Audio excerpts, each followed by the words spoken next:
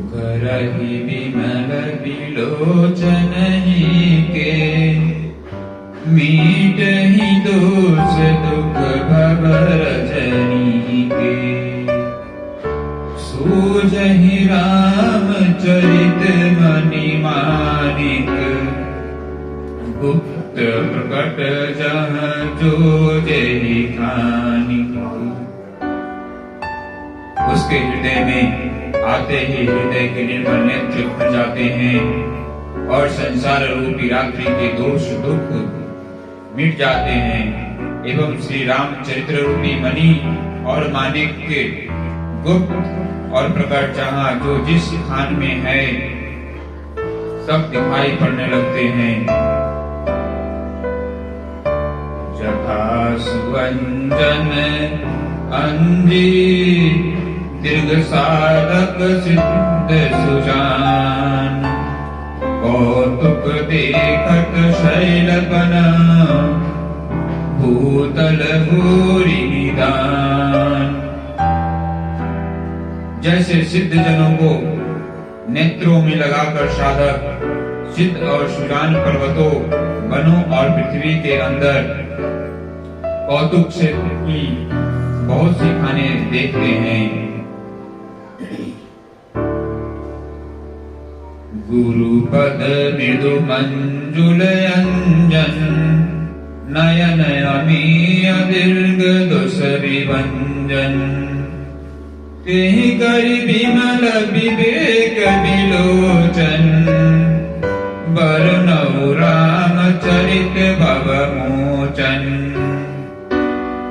श्री गुरु महाराज के चरणों की रज कोमल और सुंदर नयनामृत अंजन है जो नेत्रों के दोषों का नाश करने वाला है। उस अंजन से विवेक रूपी नेत्रों को निर्मल करके मैं संसार रूपी बंधन से छुड़ाने वाले श्री रामचरित्र का वर्णन करता हूँ।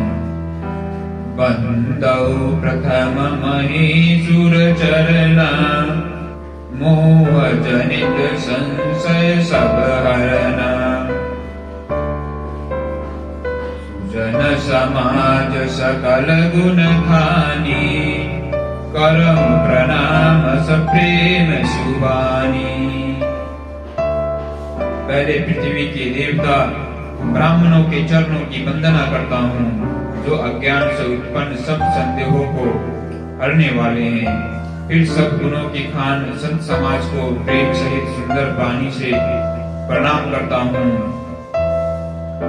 साधु चरित शुभ चरित कपासो निरस विशद गुणमय फल जासु। जो सहे दुख प्रक्षेत्र दुरावा बंदनीय जे जग जस पावा। संतों का चरित्र कपास के चरित्र के समान शुभ है जिसका फल निरस विशद और गुणमय होता है। कपास की डोरी निरस होती है। संत चरित्रों में भी विषया शक्ति नहीं है इससे वह भी निरस है। कपास उज्ज्वल होता है। संत का हृदय भी अज्ञान और पाप रूपी अंधकार से रहित होता है इसलिए वह विशद है और कपास में गुण तंतु होते हैं। इसी प्रकार संत का चरित्र भी सद्गुणों का भंडार होता है इसलिए वह गुणमय है। जैसे कपास का धागा सुई के पिए हुए छेद को अपना तन देकर ढक देता है अथवा कपास जैसे लोढ़े जाने काटे जाने और बुने जाने का कष्ट सहकर भी वस्त्र के रूप में परिणत होकर दूसरों के गोपनीय स्थानों को ढकता है। उसी प्रकार संत स्वयं दुख सहकर दूसरों के क्षेत्रों को ढकता है जिसके कारण उसे जगत में वंदनीय यश प्राप्त किया है। मुद मंगलमय संत समाजो जो जग जंगम तीरथ राजो। राम भक्ति जहाँ सुर सरिधारा सरसई ब्रह्म विचार प्रचारा। संतों का समाज आनंद और कल्याणमय है जो जगत में चलता फिरता तीर्थराज प्रयाग के ही समान है, जहाँ उस संत समाज रूपी प्रयागराज में राम भक्ति रूपी गंगा जी की धारा है और ब्रह्म विचार का प्रचार सरस्वती जी हैं। पीति निषिधमय कलिमल हरणी, करन कथा रविनंदनी बरनी। हरि कथा हरिहर कथा विराजति बेनी, सुनत सकल मुद मंगल देनी। विधि और निषिद्ध, यह करो और यह न करो रूपी कर्मों की तथा कलयुग के पापों को हरने वाली सूर्य तनया यमुना जी हैं और भगवान विष्णु और शंकर जी की कथाएं त्रिवेणी रूप से सुशोभित हो। जो सुनते हैं सब आनंद और कल्याणों की देने वाली हैं। बटु विश्वास अचल निज धर्मा, तीरथ राज समाज सुकर्मा। सब सुलभ सब दिन सब देशा, सेवत सादर समन कलेसा।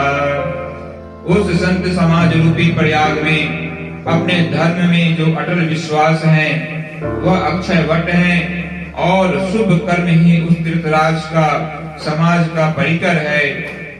वह संत समाज रूपी प्रयागराज सब देशों में सब समय सभी को सहज ही में प्राप्त हो सकता है और आदर पूर्वक सेवन करने से कलेशों को नष्ट करने वाला है। लौकिक तीर्थ राहु, देहि सत्य फल प्रकट प्रभाव।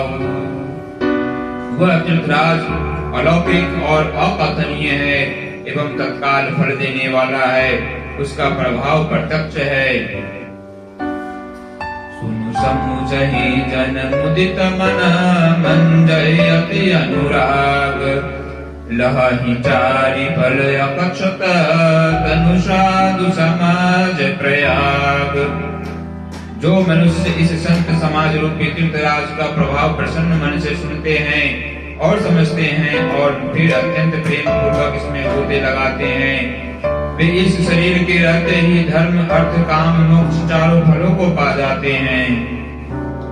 मंजन फल पीतई तत्काला, कहो ही बिक बकहु मराला।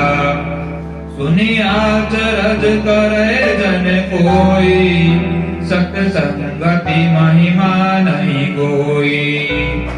इस तीर्थराज में स्नान का फल तत्काल ऐसा देखने में आता है कि कौए कोयल बन गए हैं और बगुले हंस। यह सुनकर कोई आश्चर्य न करे, क्योंकि सत्संग की महिमा छिपी नहीं है। बोलो जय श्री राम।